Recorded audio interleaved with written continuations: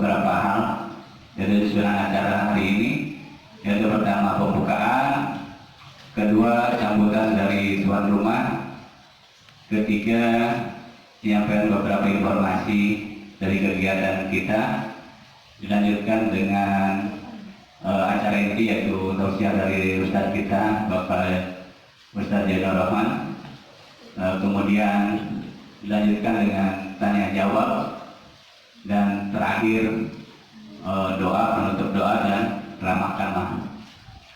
Mari kita mulai dengan membacakan basmalah Bismillahirrahmanirrahim.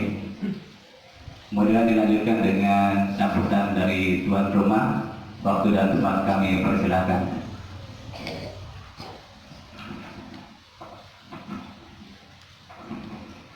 Bismillahirrahmanirrahim. Assalamualaikum warahmatullahi wabarakatuh. Alhamdulillah, di pagi hari yang cerah ini kita bisa berkumpul bersama. Untuk itu selayaknya kita panjatkan puji syukur kehadirat Allah Subhanahu wa taala, dan salawat serta salam kita berikan pada junjungan kita Nabi besar Muhammad sallallahu alaihi wasallam. Sekarang sudah tanggal 18, tahun baru sebentar lagi. Mudah-mudahan ini acara yang saya dengar dari Pak Ustadz sebulan sekali sebagai refleksi kita untuk 1 tahun yang kemarin, dan mudah-mudahan sebagai pijakan untuk tahun ke depan. Semakin hari semakin tidak mudah, tapi insya Allah dengan kita bersilaturahim bersama-sama, saling mengingatkan satu sama lain, dan mudah-mudahan itu sebagai bekal yang baik untuk kita kemudian hari ini. Sebagai tuan rumah mewakili istri saya Shelly, ada ibu, ada anak yang 2 sudah kebetulan sekolah, jadi tidak ada di rumah. Kami mengucapkan terima kasih mendapat kehormatan untuk ditemani Masjid Ta'lim dari kantor istri saya. Dan mudah-mudahan kalau nanti ada yang tidak berkenan, Pak, di kayak rumah makan Padang itu, jadi kalau yang tidak enak beritahukan kami, kalau enak juga jadi kalau kurang hasil nanti beritahu kami untuk kita tambah garam, kalau kurang manis kita carikan kecap, gitu, kira-kira gitu. Cara itu mudah-mudahan sekali lagi kalau ada yang tidak pas atau kurang itu salah kami, maka mohon maaf kalau ada yang lebih, dan Tuhan yang datang dari Allah SWT. Billahi taufiq wal hidayah. Assalamualaikum warahmatullahi wabarakatuh.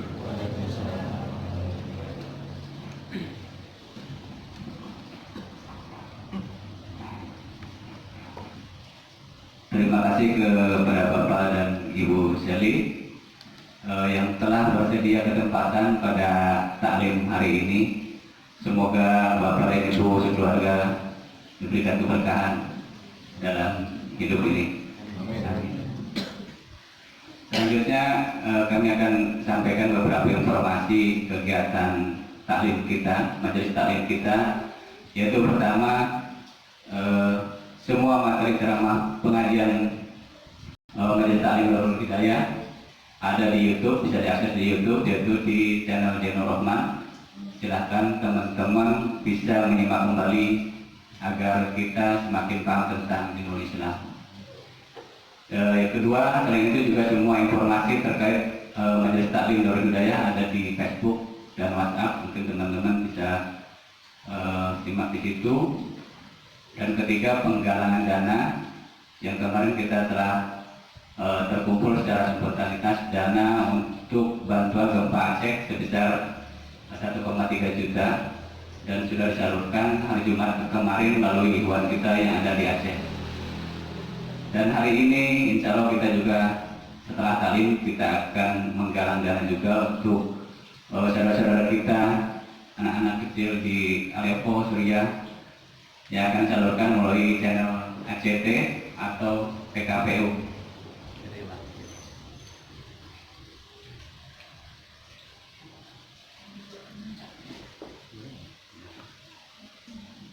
Terus kemudian juga mungkin di antara kita sudah ada yang tahu, yaitu istri dari teman kita yaitu Teguh itu mengalami sakit berat ya saat ini. Mungkin kita juga perlu memberikan perhatian atau bantuan ala kadarnya, yaitu bentuk perhatian kita terhadap teman-teman kita, terutama sesama umat muslim.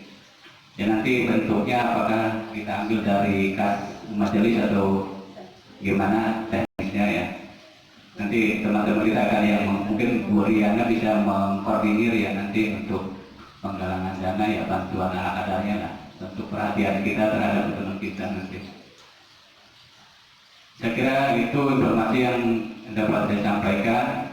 Selanjutnya kita masuk ke acara inti, yaitu tausiah yang akan dibawakan oleh Ustaz kita Bapak Haji bin Nur Rahman. Waktu dan tempat kami persilahkan.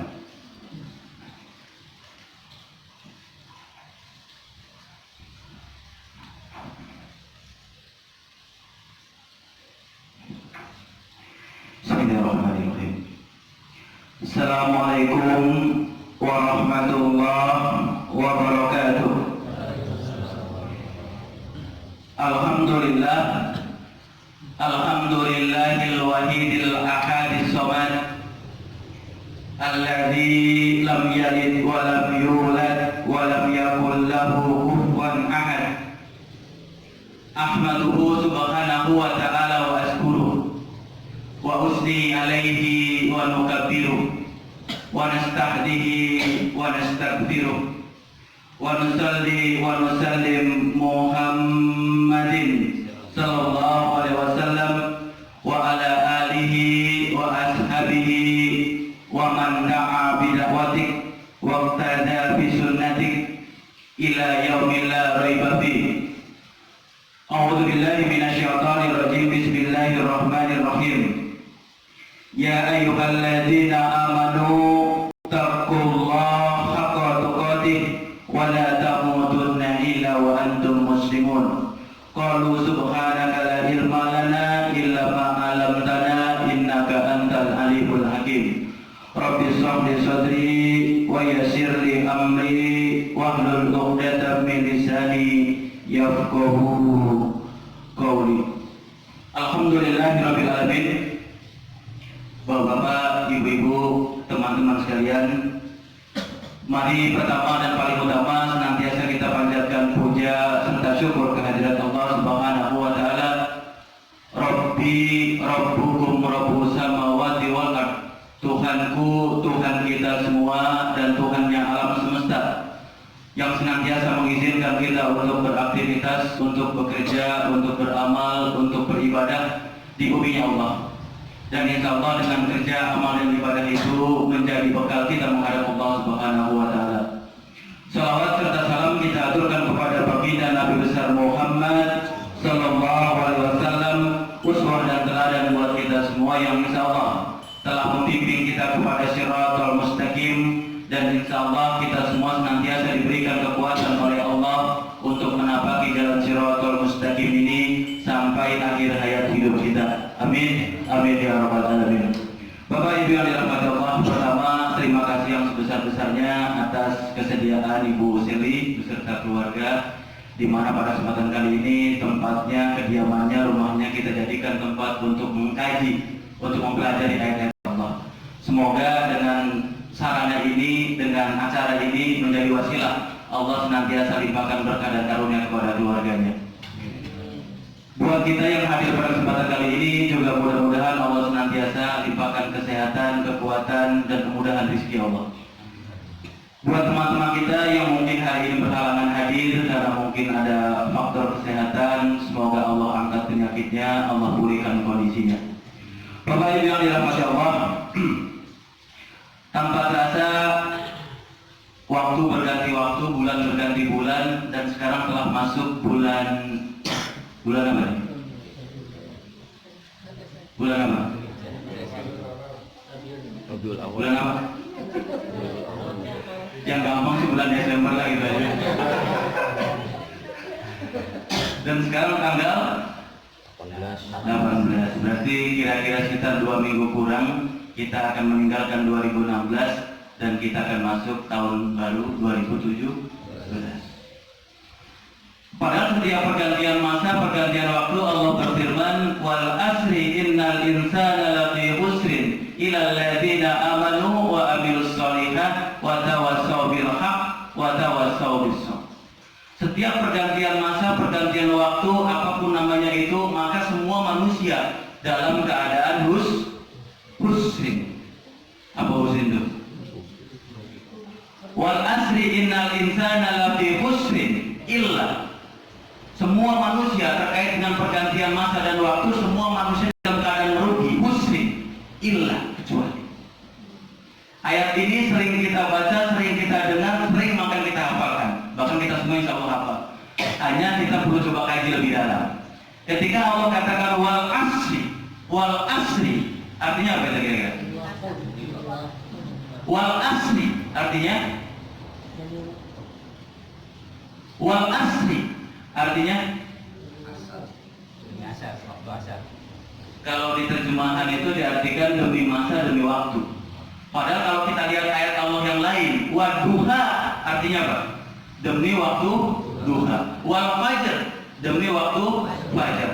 Wal lail, demi waktu malam. Wal asri, artinya demi waktu asar. Kenapa waktu asar dipilih oleh Allah? Karena sejatinya pergantian waktu di dalam Islam tidak diukur dari jam 12.00, tapi dihitung sejak pergantian asar menuju maghrib. Maka setiap kita menentukan hilal 1 Ramadan 1 Syawal, maka perhitungannya antara asar sampai maghrib. Jadi demi Allah, kata Allah, setiap pergantian masa, waktu, hari, manusia dalam keadaan husrin illa. Jadi pergantinya hari, minggu, bulan, tahun, itu semua manusia dalam keadaan husrin, kecuali orang yang beriman kepada Allah, kemudian beramal soleh, kemudian watawasau bil haq, watawasau bis sabr. Jadi kalau kita dikecualikan, yang dikecualikan banyak atau dikit kira-kira? Wal asri innal insana lafi husrin, semua husrin kata Allah, illa, kecuali. Berarti yang kecuali banyak atau dikit kira-kira? Dikit atau banyak kira-kira? Nah kita masuk yang dikit tapi banyak kira-kira? Wal asri innal insana lafi husrin illa alladziina amanu. Maka kalau ada kata-kata illa, itu pengecualian yang artinya sedikit. Maka tepat sekali Umar bin Khattab itu ketika dia umrah, ketika dia haji, ketika dia tawaf, yang dia doakan buat dirinya apa? Allahumma minal qalilah, Allahumma minal qalilah. Ya Allah, jadikan diriku termasuk golongan yang sedikit. Jadi setiap dia umrah, dia haji, dia tahu mengelilingi Ka'bah, yang dia lantunkan kepada Allah bukan doa yang lain, tapi cuma dia minta kepada Allah, ya Allah, Allahumma minal qalilah. Ya Allah, jadikan diriku termasuk golongan yang sedikit. Maka sahabat bertanya, wahai Umar, apa sebabnya? Setiap engkau tawaf di Ka'bah, selalu yang engkau ucapkan adalah Allahumma minal qalilah. Maka kata Umar bin Khattab, sesungguhnya sedikit orang yang sholat, lebih sedikit lagi yang sholatnya diterima. Sedikit orang yang berzakat, lebih sedikit lagi yang zakatnya diterima. Sedikit orang yang berhaji, lebih sedikit lagi yang haji diterima. Maka aku minta kepada Allah, ya Allah, jadikan aku termasuk golongan yang sedikit. Maka ini harus jadi renungan buat kita.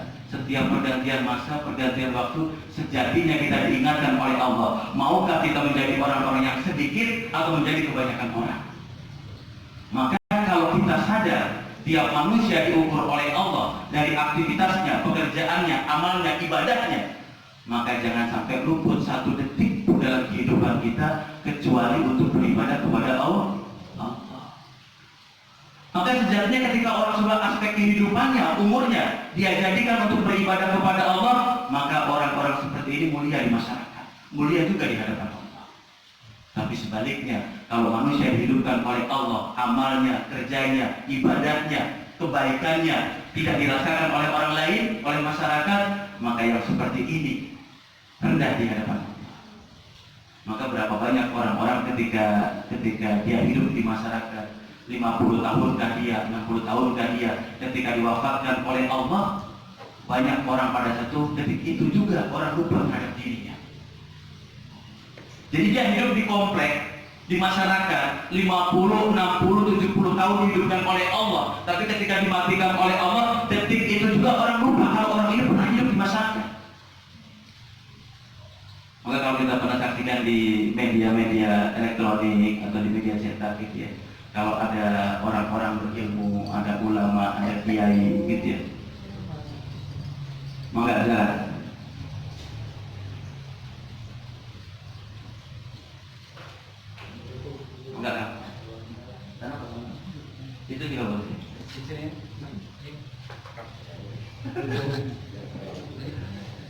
biar nggak blocking ya.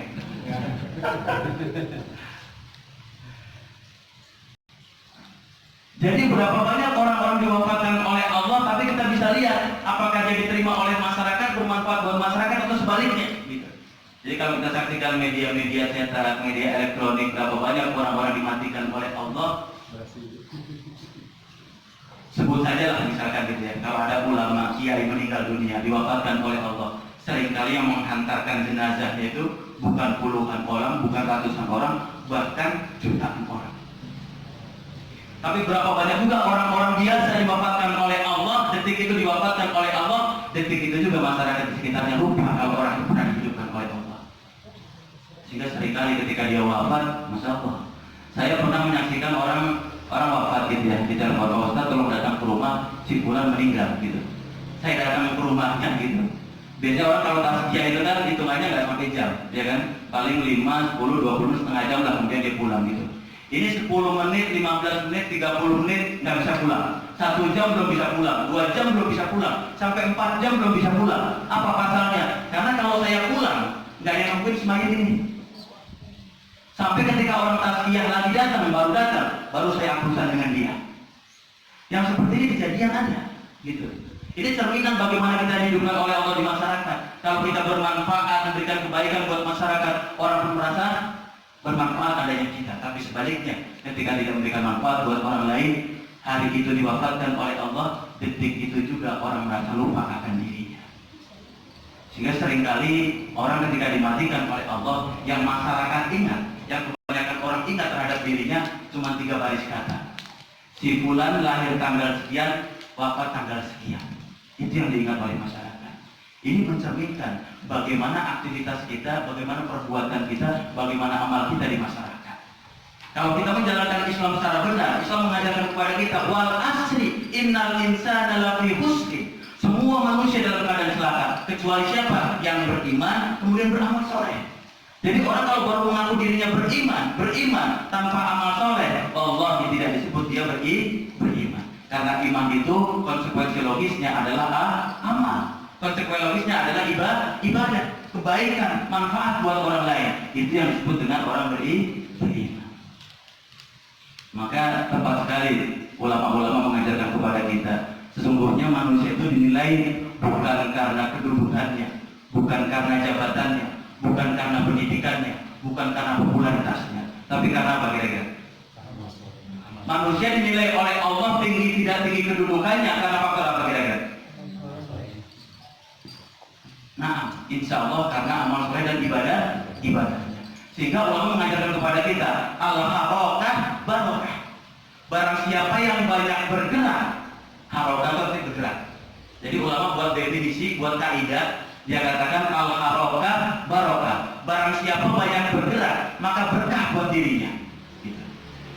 Jadi orang kalau banyak bergerak, banyak bekerja, banyak beraktivitas, banyak beribadah, banyak beramal, maka berkah buat dirinya. Tapi sebaliknya, kalau manusia jarang bergerak, jarang bekerja, jarang beribadah, maka rendah di hadapan Allah. Coba saja lah misalkan, ayam kampung sama ayam negeri malah mana kira-kira? Ayam kampung sama ayam negeri? Nggak tahu ya. Belinya udah digoreng Pak ya? Matang ya. Kalau ibu tahu nggak ayam kampung sama ayam negeri malah mana Bu? Berapa kira-kira beda harganya? Berapa kali lipat kira-kira? Ayam negeri berapa deh kalau ukuran sedang? 35. Taruhlah 50.000 misalkan paling mahal-mahalnya. Ayam kampung berapa? 100. Pertanyaannya sekarang, apa pasalnya ayam kampung jauh lebih mahal dibandingkan ayam negeri? Apa kira-kira? Terkait dengan kaidah tadi itu al-harokah barokah. Barang siapa banyak bergerak, banyak beraktivitas, banyak beramal, maka berkah buat dirinya. Ayam kampung kenapa dia mahal? Karena banyak bergerak. Subuh-subuh sudah berkokok, lari sedikit ke kebun, lari sedikit genteng, dan seterusnya. Coba ayam negeri kira-kira 1 hari, 2 minggu, 3 minggu, sebulan, 2 bulan, tetap di kandangnya. Dapat 2 bulan, 3 bulan disuntik sayapnya, dapat 2-3 bulan suntik kakinya, maka pantas harganya murah. Begitu pun manusia. Begitu pun manusia dihidupkan oleh Allah dengan umur sekian tahun, tidak memberikan manfaat, tidak beribadah, tidak beramal maka rendah di hadapan Allah. Ayam salmon, ikan salmon sama ikan lele. Mana? Salmon kita berapa tuh yang di botol lele? 600. Masya Allah. Berapa gram kira-kira? Ada 300 gram kira-kira salmon tuh? Kira-kira lah 300 gram harganya 650.000. Lele pun 1,5 kilo lah. Yang satu ekor besar gitu, berapa harganya lele itu?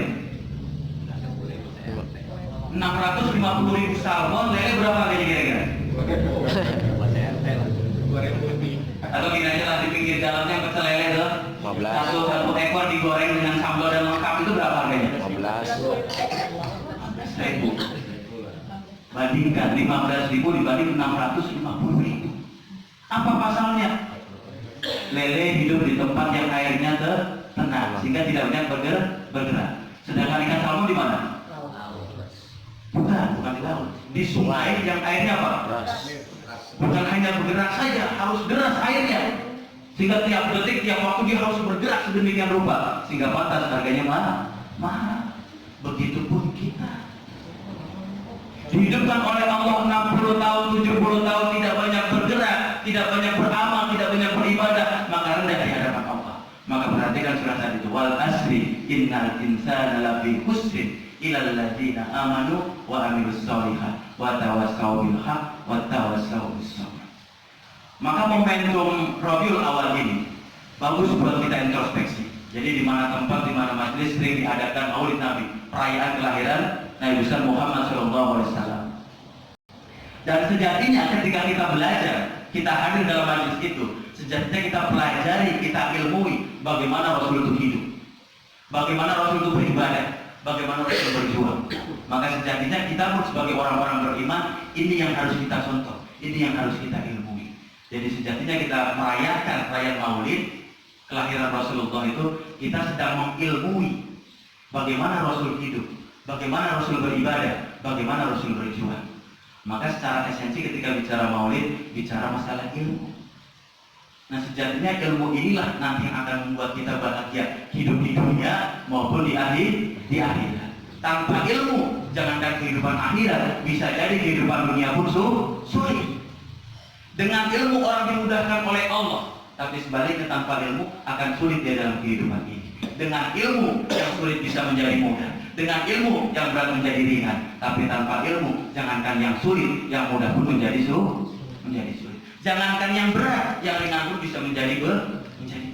Tanpa ilmu, maka ilmu penting buat kita semua, menjadi pokok buat kita semua. Karena disebutkan oleh para ulama, al ilmu qabla amal. Berilmu dahulu baru engkau beramal. Karena sejatinya amal kita, ibadah kita, perbuatan kita dinilai atau tidak dinilai oleh Allah tergantung ilmunya. Kalau kita punya ilmu, bernilai di hadapan Allah. Kalau tidak ada ilmu, maka tidak bernilai di hadapan Allah.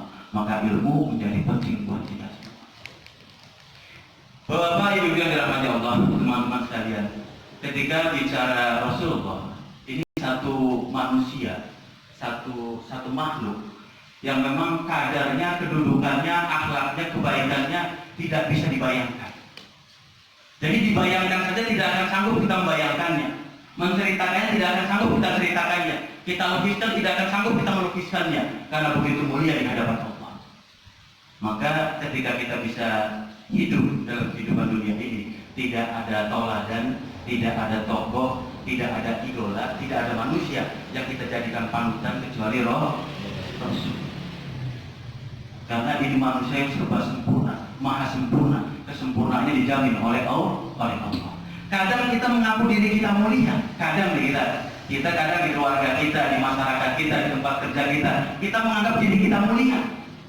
Padahal yang menganggap diri kita mulia kita sendiri atau orang lain.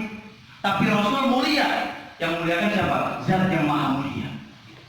Jadi kalau kita menganggap kita mulia, bisa jadi karena kita menganggap kita mulia, atau paling sedikit orang lain menganggap kita mulia. Tapi kalau Rasul dimuliakan oleh Allah, zat yang maha mulia, maka seharusnya Rasul sajalah yang kita jadikan panutan, kita jadikan contoh dalam kehidupan ini. Maka kalau kita melihat perayaan Maulid, sejatinya kita sedang belajar Apa sih yang harus kita ilmui terkait dengan kehidupan Rasulullah, terkait dengan ibadah Rasulullah, terkait dengan perjuangan Rasulullah. Maka Rasul disebutkan oleh Allah dalam Al-Quran paling sedikit ada 3 hal. Rasul itu disebutkan oleh Allah pertama, walladzi ba'atsa fil ummiyina rasulan minhum yatlu ayatihim wa yuzakkihim wa yu'allimuhumul kitaba wal hikmah wa in kanu min qablu lafi dhalalin mubin. Sungguh telah aku utus utusanku Muhammad kepada kalian semua, mengajarkan kepada kalian kitab dan hikmah. Jadi ternyata Rasul diutus oleh Allah kepada kita itu tujuan paling pokoknya, paling penting adalah mengajarkan kepada kita Al-Quran dan hikmah. Jadi Rasul itu ternyata seorang pengajar, seorang pendidik, seorang guru, seorang murabi.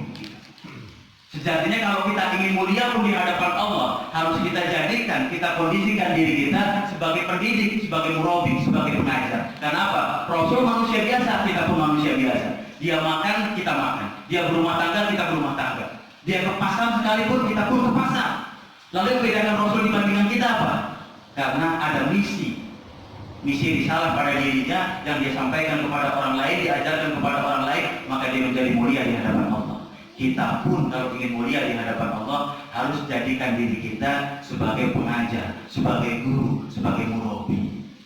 Maka insya Allah dengan cara seperti itu kita pun bisa mulia seperti Rasul. Lalu di sekian banyak ajaran-ajaran Rasulullah, pengajaran Rasulullah, apa yang paling penting Rasul ajarkan kepada kita? Apa kira-kira? Yang paling penting Rasul ajarkan kepada kita sebelum mengajarkan yang lainnya, apa yang diajarkan Rasul kira-kira?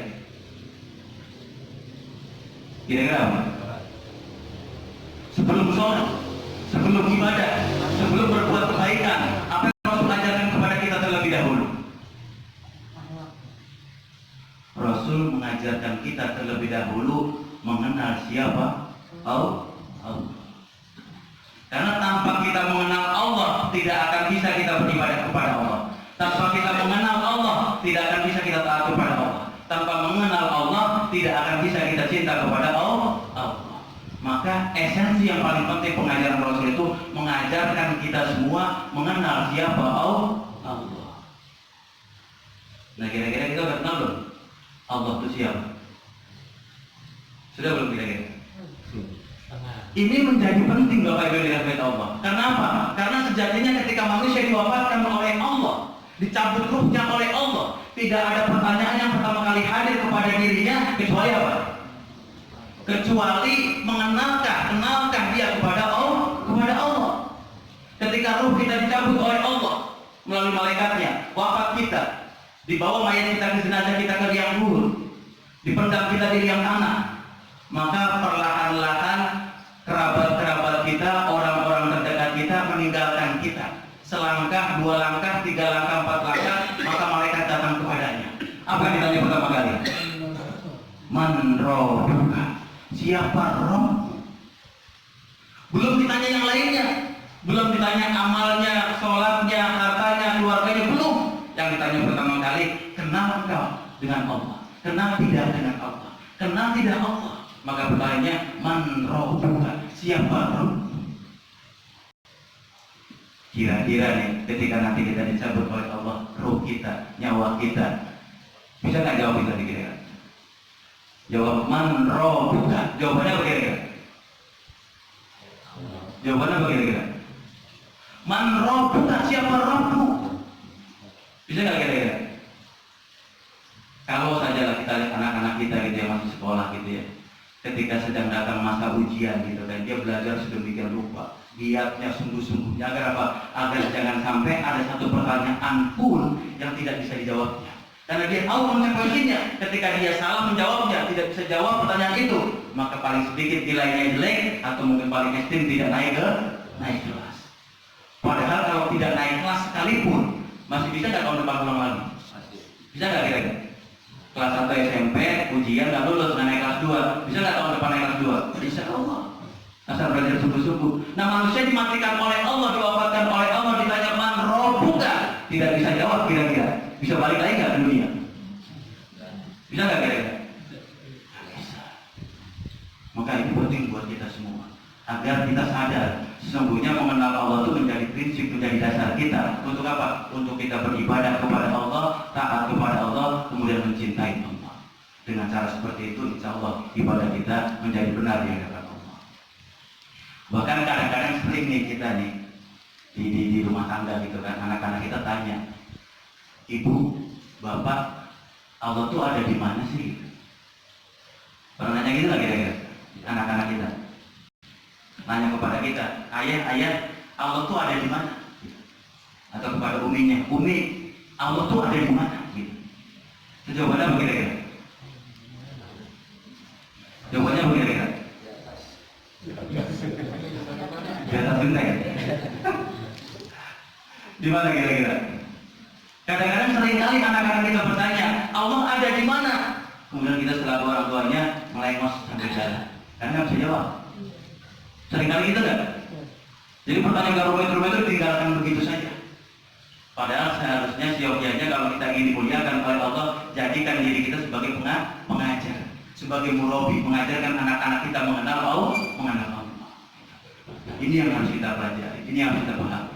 Kemudian yang kedua, ketika Allah mengutus Rasulnya, Allah sering menyebut Rasulullah dengan apa? Basyiron wa nadhiron. Rasul itu memberi kabar gembira dan juga sekaligus sebagai pemberi peringatan. Jadi Rasul itu ternyata fungsinya memberikan kabar gembira kepada kita semua dan juga memberikan peringatan. Jadi sebelum memberikan peringatan, yang terlebih dahulu harus disampaikan Rasul itu adalah memberi kabar gembira. Jadi perkataan-perkataan yang baik buat menggembirakan orang lain itu sunnah dalam Islam, bahkan wajib. Karena sejatinya orang kalau beriman, konsekuensi berikutnya kalau dia berkata harus yang baik dan benar. Dalam satu hadisnya Rasul bersabda, "Man kana yu'minuna billahi wal yaumil akhir falyaqul khairan wal yasmut." Hadis riwayat Bukhari dan Muslim. Barang siapa mengaku dirinya beriman kepada Allah dan hari akhir, falyaqul khairan wal yasmut, maka wajib atas dirinya berkata yang baik atau diam. Jadi orang kalau beriman itu konsekuensinya harus berkata yang baik, kalau nggak bisa diam.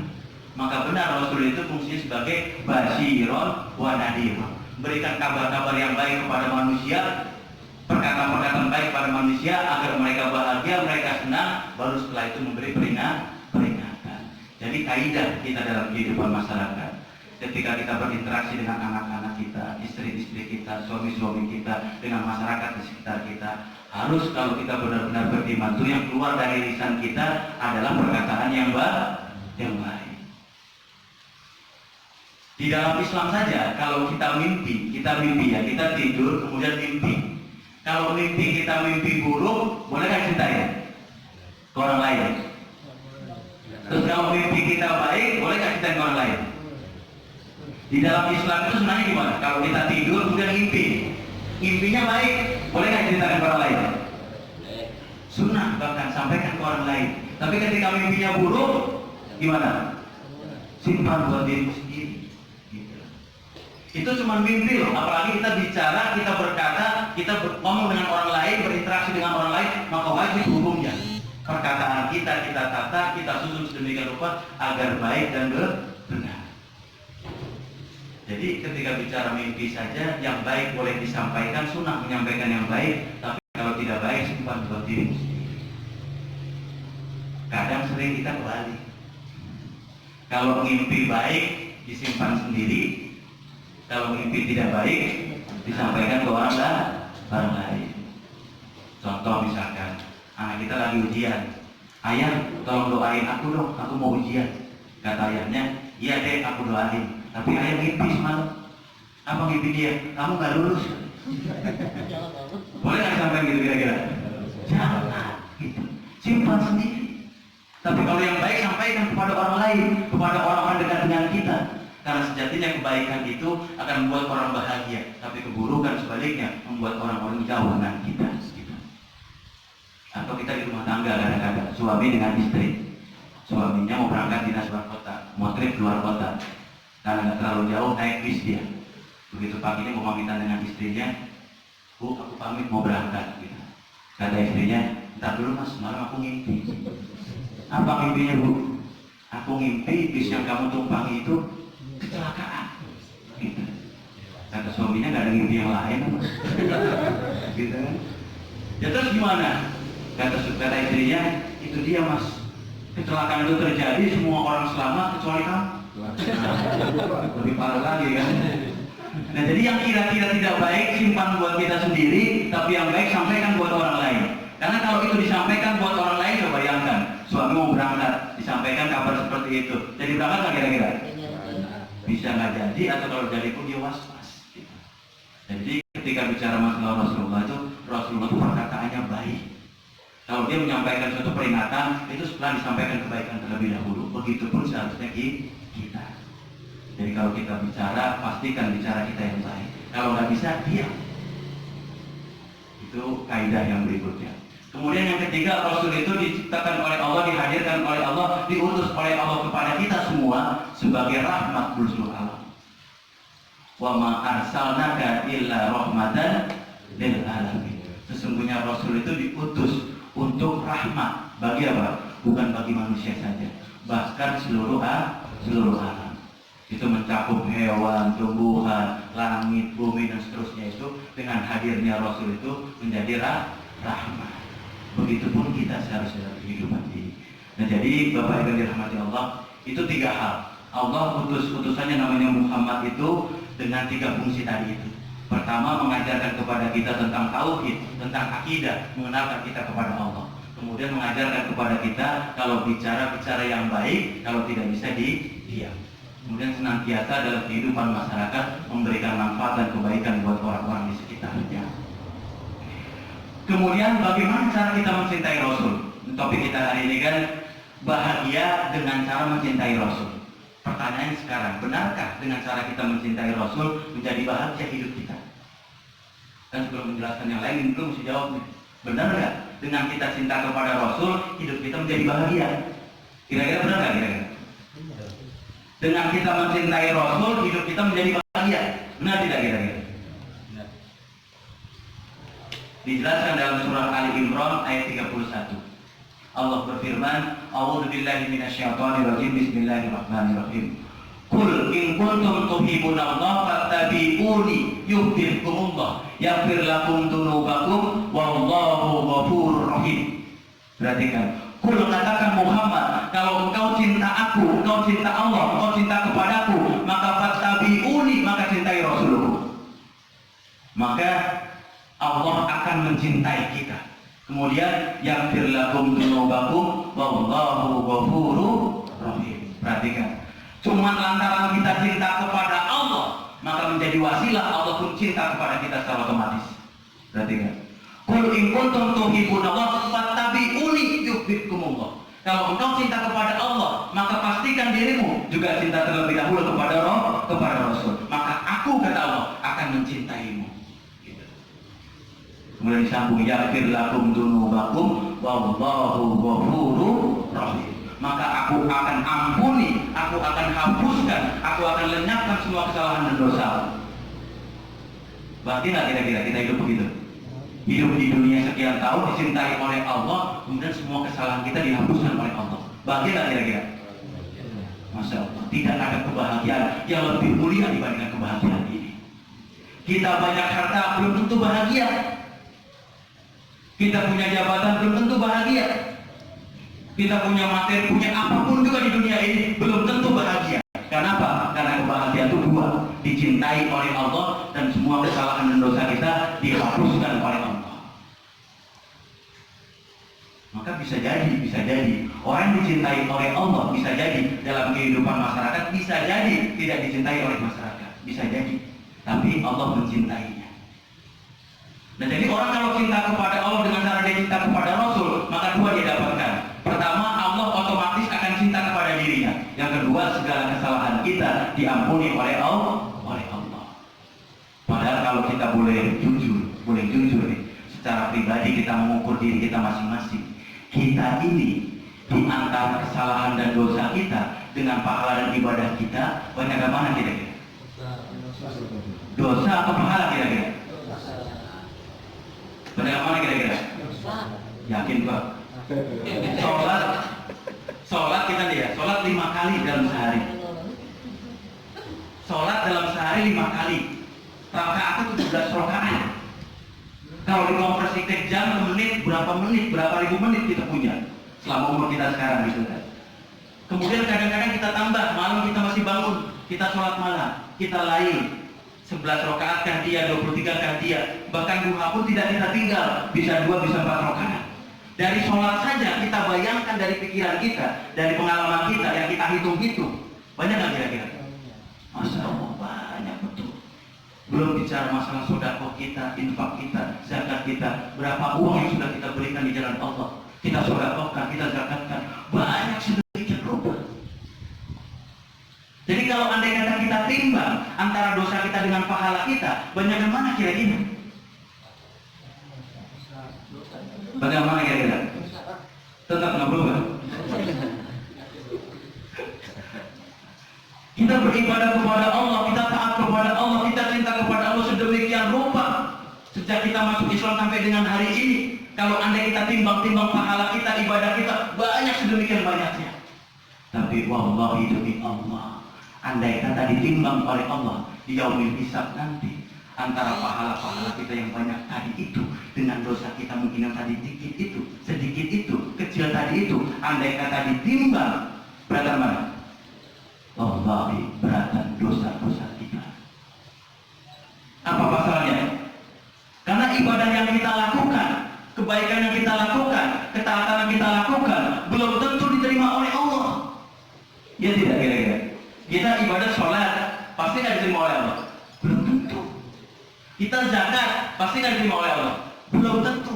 Kita sedekah, pasti diterima oleh Allah? Belum tentu juga. Tapi kalau kita bermaksiat kepada Allah, kita berbuat dosa kepada Allah, pasti nggak diterima? Pasti.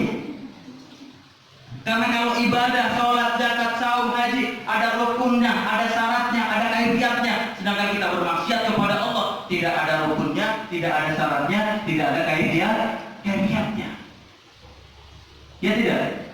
Jadi kalau kita berbuat dosa, itu nggak ada caranya, nggak ada rukunnya, nggak ada syaratnya. Jadi nggak bisa kalau kita mengambil harta orang lain, gitu ya. Kita ambil harta orang lain dengan sengaja atau tidak sengaja. Kemudian kita mengajak kepada Allah, ya Allah, mudah-mudahan saya mengambil harta si fulan, enggak benar.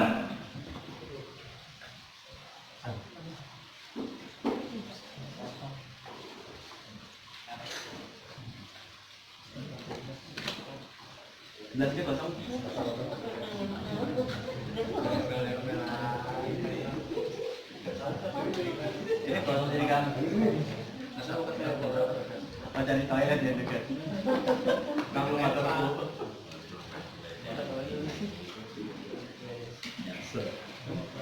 Jadi kembali ke pertanyaan tadi, andai kata kita beribadah, kita beramal, berbuat kebaikan, buat kebajikan dibandingkan kemaksiatan kita, dosa kita, maka kalau ditimbang, wallahi demi Allah, tetap lebih berat apa? Dosa kita. Karena ibadah yang kita lakukan ada rukun, ada syarat, ada kaifiatnya. Tapi dosa kita, kemaksiatan kita tidak ada rukun, tidak ada syaratnya. Asal dilakukan pasti diterima oleh Allah. Tapi kalau ibadah kita lakukan belum tentu diterima oleh Allah. Jadi kalau kita ngambil harta orang lain, kita mengajak kepada Allah, ya Allah, mudah-mudahan waktu aku ngambil harta orang lain ini tidak dihitung sebagai dosa. Karena waktu aku ngambil harta ini tidak ikhlas. Bisa nggak kira-kira? Nggak bisa. Atau kita tanpa sengaja pukul teman kita, kemudian kita minta kepada Allah, ya Allah, mudah-mudahan waktu aku mukul si fulan itu tidak dihitung sebagai dosa. Karena waktu aku mukul nggak kusuk. Boleh nggak kira-kira? Boleh nggak kira-kira? Nggak bisa.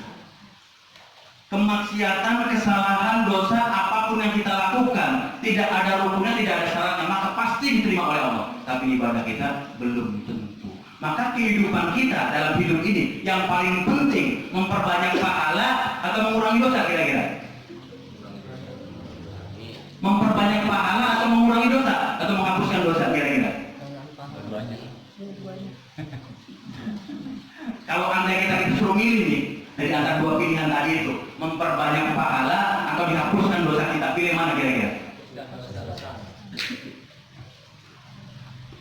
Dihapuskan dosa kita atau banyak pahala kita?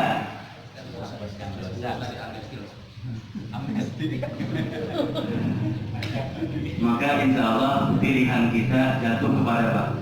Dihapuskan, dilebur, dihilangkan, di write off kira-kira dosa-dosa kita oleh Allah. Kenapa? Karena orang kalau sudah dihapuskan segala kesalahannya, sedikit saja kebaikannya, sedikit saja pahalanya, cukup menghantarkan dia masuk ke dalam surga. Kalau orang dosa sudah dihapuskan oleh Allah, lebur dia, hilang dia, tidak punya dosa sama sekali, maka pahala yang kecil pun, sedikit pun, cukup menghantarkan dia masuk ke dalam surga. Maka kita lihat kisah Bilal bin Rabah itu, sahabat Rasulullah. Ketika beliau masih hidup, Rasul sempat dimimpikan oleh Allah. Ketika tidur diilhamkan oleh Allah mendengar teropaknya Bilal bin Rabah ada di surga. Jadi Bilal masih hidup, Rasul masih hidup, Rasul sedang tidur, dimimpikan oleh Allah. Dia dengar teropaknya Bilal bin Rabah ada di surga. Maka ketika siuman Rasulullah bangun dari tidurnya, bertanya dia kepada Bilal, "Wahai Bilal, apa yang engkau lakukan? Ibadah apa yang engkau lakukan? Ibadah besar apa yang engkau lakukan sehingga engkau masuk ke dalam surga? Padahal engkau masih hidup, bahkan teropakmu lebih awal masuk ke dalam surga." Maka kata Bilal apa? "Wallahi demi Allah, tidak ada ibadah besar yang aku lakukan. Tidak ada ibadah hebat yang aku lakukan. Hanya ketika aku wudhu, selesai wudhu, maka aku lakukan 2 rakaat sholat sunnah. Jadi ibadah yang ringan saja, yang kecil saja, kalau sudah dihapuskan kesalahannya oleh Allah, cukup menghantarkan dia masuk ke dalam surga. Maka buat kita dalam kehidupan ini tidak ada kebahagiaan yang paling hakiki, yang paling penting, yang paling tinggi kecuali apa? Kecuali kita dicintai oleh Allah, kemudian apa? Segala kesalahan kita dihapuskan oleh Allah. Maka ini yang harusnya kita kejar dalam kehidupan ini. Bukan materi, bukan popularitas, bukan pekerjaan, bukan harta, bukan. Tapi yang kita kejar itu apakah Allah cinta kepada kita, dan dengan cara dia cinta kepada kita maka dihapuskan segala kesalahan kita. Maka itu yang disebut dengan kebahagiaan. Maka benar ketika kita bicara masalah mencintai Rasul, maka ini menjadi wasilah Allah pun berikan kebahagiaan bagi kita, baik dunia maupun akhirat. Nah, hanya sekarang bagaimana cara kita mencintai Rasul? Karena banyak orang mengatakan saya cinta. Tapi pertanyaannya apakah Rasul juga cinta kepada dia? Atau kalau kita ingat zaman kita dulu masih muda lah gitu ya, yang perempuan gitu, kalau ada orang mengatakan saya cinta kepadamu gitu kan, saya cinta kepadamu, langsung percaya nggak kira-kira? Atau nggak? Kalau sekarang ada yang langsung percaya loh. Jadi ketika ada orang mengatakan saya cinta, saya senang gitu kan, saya cinta, maka yang kita tunggu adalah bukti cintanya gitu. Bukan cuma sekedar ucapan. Karena mengatakan saya cinta, semua orang bisa mengucapkan saya cinta, tapi sudahkah terbukti dengan perbuatan-perbuatan kita? Maka penting buat kita bagaimana kita mengetahui cara mencintai Rasul. Nah, paling sedikit ini cepat saja, ada 4 hal cara kita mencintai Rasul agar kita bisa benar-benar menjadi pecinta-pecinta sejati terhadap Rasulullah. Kenapa? Dengan mencintai Rasul menjadi wasilah Allah bahagiakan kita hidup dunia maupun akhir. Bagaimana bukti cinta kita kepada Rasul? Maka pertama, ketika kita bicara cinta kepada Rasul, Rasul itu buat kita yang paling penting, kita terhadap Rasul. Apa dulu kira-kira? Apa yang harus kita lakukan terlebih dahulu kepada Rasul? Yang paling penting, Rasul misalkan kita di sini nih, terus misalkan saja lah, Rasul dihadirkan oleh Allah datang di sini. Percaya nggak kira-kira? Hari ini nih, terus ada orang mengaku saya Rasul gitu. Percaya nggak kira-kira? Percaya nggak kira-kira? Begitupun zaman dahulu, ketika orang dihidupkan oleh Allah pada masa itu, kemudian ada orang mengaku dirinya Nabi dan Rasul, percaya nggak orang pada saat itu? Allah demi Allah, mayoritas orang tidak percaya. Maka yang paling penting buat kita interaksi kita dengan Rasul, yang paling penting mengimani Rasul. Sebelum bicara yang lainnya, sebelum bicara taat kepadanya, cinta kepadanya dan seterusnya itu harus percaya dulu kalau Rasul diutus oleh Allah itu kita imani kalau dia Rasul. Karena Rasul itu bagian dari rukun apa? Rukun iman turun Islam. Rasul bagian rukun iman atau rukun Islam? Jadi Allah, malaikat, kitab, kiamat, Rasul itu bagian dari rukun iman. Maka imani dulu, yakini dulu, percaya dulu kalau dia utusan Allah. Gitu. Maka ini prinsip buat kita. Jadi kalau kita mau ngaku mencintai Rasul, yakin dulu Allah mengutus utusannya, Rasulnya, terus kita iman. Ini menjadi penting buat kita semua. Sehingga kalau kita sudah yakin kalau Rasul itu utusan Allah, diutus oleh Allah kepada kita semua sebagai Rasul kita, maka apa saja yang diperintahkan olehnya harus kita ikuti. Harus kita contoh. Harus kita ikuti semua perintah-perintahnya. Itu konsekuensi kalau kita mengakui Rasul sebagai Rasul utusan Allah. Gitu. Jadi pertama, yakinkan betul, imani betul kalau Rasul itu utusan Allah. Yang kedua, jadi Rasul diutus oleh Allah kepada kita untuk diapain kira-kira? Jadi setelah kita imani Rasul, berikutnya apa? Disebutkan dalam surah Al-Hujurat surat 49 ayat 15. Allah berfirman, "Innamal mu'minuna alladzina amanu billahi wa rasul tsumma lam yartabu." Orang beriman itu adalah orang-orang yang beriman kepada Allah dan Rasulnya tsumma lam yartabu, tanpa sedikit pun ragu-ragu. Jadi kalau sudah ini perintah Rasul, perintah Allah, dia jalankan. Lepas akarnya bisa menerima atau bisa menganalisa. Karena sejatinya akal ini adalah ciptaan Allah. Jadi kalau sudah datang perintah Allah, perintah Rasulnya, yang keluar dari lisannya cuma sekedar sami'na wa ata'na. Saya dengar ya Rasulullah, saya jalankan. Begitulah sejatinya orang-orang yang mencintai Rasul. Jadi semua perintah-perintah Rasul sempurna dia jalankan. Karena ketika orang benar-benar taat kepada Rasul, maka menjadi wasilah kebahagiaan buat dirinya. Pernah suatu ketika Rasul sedang ada dalam satu majelis seperti ini, kemudian sedang memberikan pengajaran, memberikan tausiah kepada sahabat-sahabatnya. Kemudian karena saking banyaknya orang hadir dalam majelis itu, sehingga acara sudah dimulai, orang masih berlalu lalang, ada yang lewat, ada yang jalan, yang lari di depan Rasulullah. Maka Rasul dengan suara cukup keras berkata, "Wahai fulan, duduklah kalian." Jadi Rasul sedang ceramah begini, tapi saking penuhnya orang mondar-mandir di depan Rasulullah. Kemudian Rasul dengan suara keras, "Wahai fulan, duduklah kalian."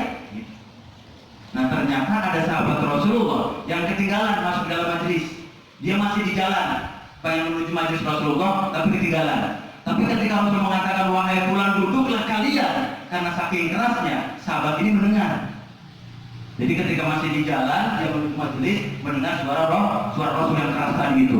Maka ketika dia bilang, "Wahai fulan, duduklah kalian," maka serta-merta sahabat tadi itu duduk di tengah jalan. Padahal tadi buat siapa kira-kira? Buat yang di majelis sini, gitu. Rasul perintahkan jangan pada mondar-mandir gitu kira-kira. Duduk, dia udah mulai acaranya gitu. Tapi karena terus begitu kondisinya, Rasul dengan suara keras mengatakan, "Wahai fulan, duduklah kalian." Didengar oleh sahabat ini, serta merta dia duduk di tengah jalan. Bayangkan kalau hari ini gitu ya, ada orang duduk tengah jalan, banyak kendaraan, banyak angkot, banyak orang lewat. Kira-kira orang apa kira-kira? Orang apa kira-kira Bu? Tengah jalan Bu, jalan gede, bukan gang, jalan besar, banyak kendaraan lewat, banyak angkot, banyak, dia deplok tengah jalan, dia duduk tengah jalan. Orang apa kira-kira? Kita anggap begitu gitu. Maka lepas majelisnya selesai, Rasul bertanya kepada para sahabatnya, "Wahai sahabat-sahabatku, siapa yang tadi duduk di tengah jalan?" Ada yang nunjuk kira-kira? Kalau nunjuk yang ini, maka semua terdiam, kecuali satu orang berdiri dan berkata, "Saya ya Rasulullah." Maka kata Rasul, "Kemarilah engkau anak muda." Maka dia menghampiri Rasul, kemudian dipegang pundaknya oleh Rasul.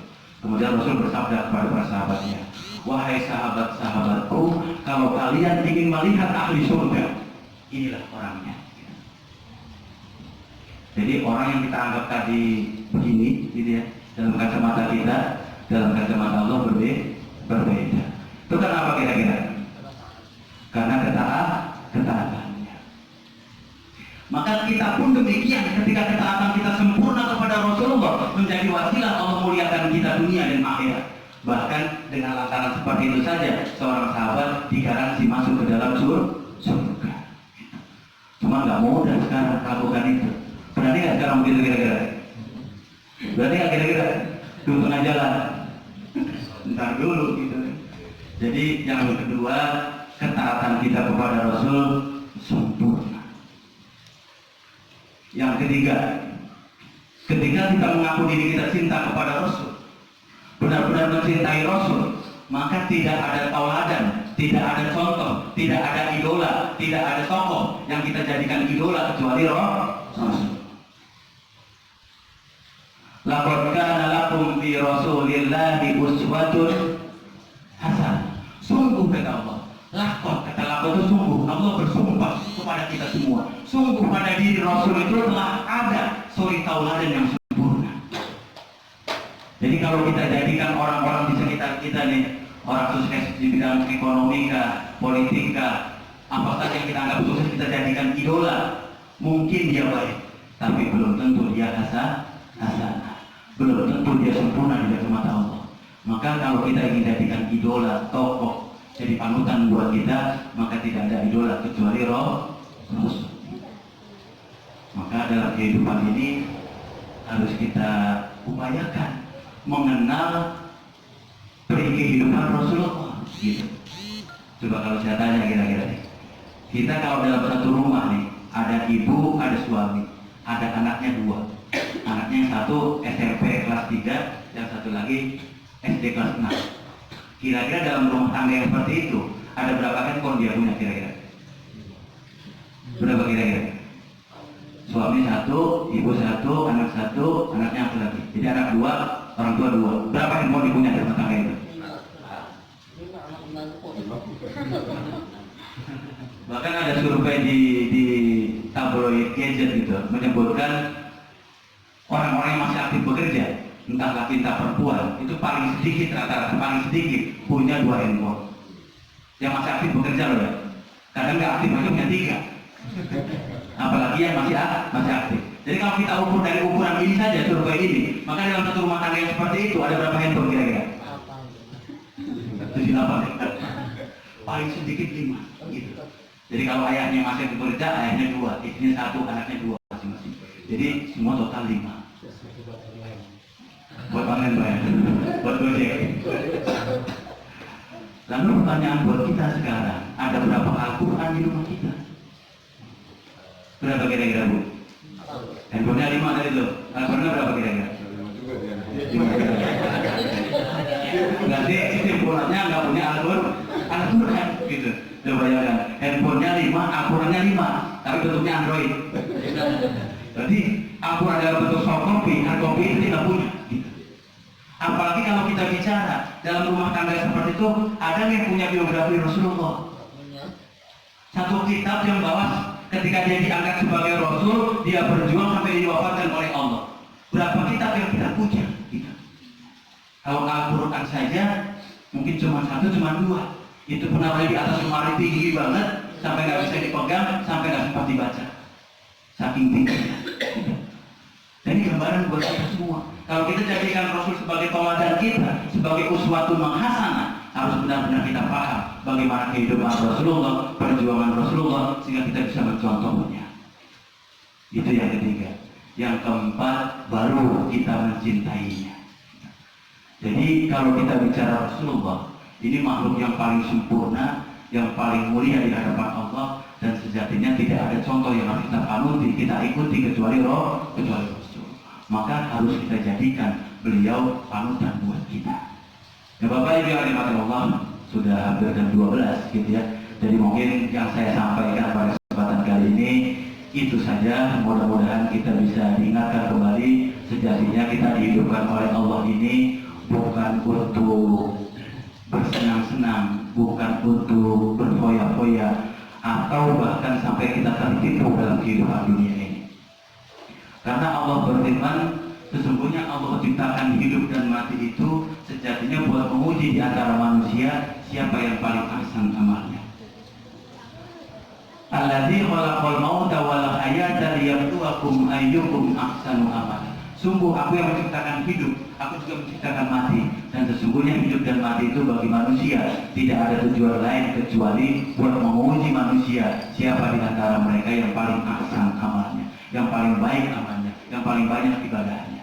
Nah, mari kita ingat selalu sesungguhnya Allah berikan hidup buat kita untuk mengumpulkan pahala, untuk memperbanyak amal, sekaligus kita menjadi pecinta Rasul sehingga segala kesalahan kita dihapuskan oleh Allah Subhanahu wa Ta'ala.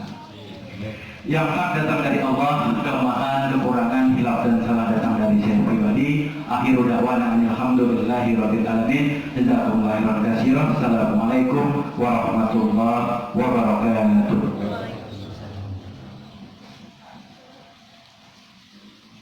Terima kasih kepada Pak Ustaz Rahman yang telah begitu banyak menyampaikan tausiahnya, begitu banyak ilmu yang disampaikan untuk kita semua. Semoga kita bisa menjadi pelajaran buat kita semua, bisa mengambil hikmahnya. Paling tidak, kalau kita sering duduk di majelis taklim, majelis ilmu ini, setidaknya ada yang nyangkut lah maksudnya. Ya, selanjutnya mungkin disampaikan dengan tanya jawab ya Pak, atau mau sholat dulu? Kita doa dulu, doa dulu, kita sholat dulu, mungkin bisa ambil tanggung jawab. Ya, mungkin selanjutnya kita doa yang akan disampaikan oleh Pak dan langsung.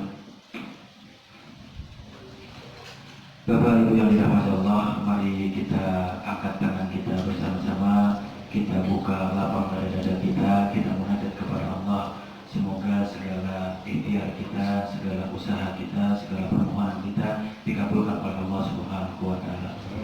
Untuk almarhum Bapak Haji A.M. Yular, Bapak dari Ibu Seli yang telah tiada, mudah-mudahan segala kebaikannya diterima oleh Allah Subhanahu wa Ta'ala, segala kesalahannya dihapuskan oleh Allah dan ditempatkan di tempat yang terbaik di sisi Allah Subhanahu wa Ta'ala. Kemudian buat rekan-rekan kita, teman-teman kita yang mungkin sedang tertimpa musibah atau anaknya sakit, istrinya sakit, suaminya sakit, semoga Allah angkat penyakitnya, Allah kuatkan badannya, dan Allah pulihkan kondisinya. Dan insya Allah kita semua yang hadir pada kesempatan kali ini senantiasa menjadi wasilah Allah limpahkan berkah karunia kepada kita semua. Al-Fatihah. A'udzubillahi minasyaitonir rajim. Bismillahirrahmanirrahim.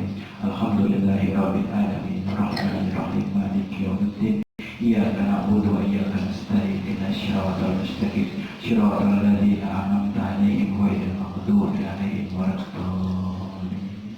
A'udzubillahi minasyaitonir rajim. Bismillahirrahmanirrahim. Rabbil habli minas shalihin, Rabbil habli minas shalihin, Rabbil habli minas shalihin, Rabbil ij'alni muqimas shalah wa min dzurriyyah Rabbana wa taqabbal du'a. Rabbana 'alaika tawakkalna wa 'alaika anabna wa 'alaikal masir. Rabbana la taj'alna fitnatan lil ladzina kafaru waghfir lana Rabbana innaka antal azizul hakim.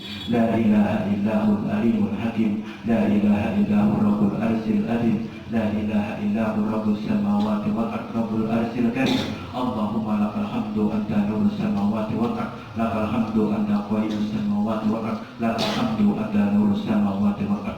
Qaulukal haq wa wa'dukal haq wa liqa'ukal haq wal jannatu haq wal naru haq was sa'atu haq. Rabbana la tu'akhidna in nasina aw akhtana. Rabbana wa la tuhammilna ma la taqata lana bih wa'fu anna waghfir lana warhamna anta maulana fansurna 'alal qaumil kafirin. Rabbighfirli wa liwalidayya warhamhuma kama rabbayani shaghira. Rabbighfirli wa liwalidayya warhamhuma kama rabbayani shaghira.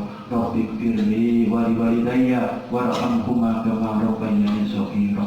Rabbana atina fid dunya hasanah wa fil akhirati hasanah wa qina adzabannar. Subhanaka rabbika rabbil izzati amma yasifun wa salamun alal mursalin walhamdulillahi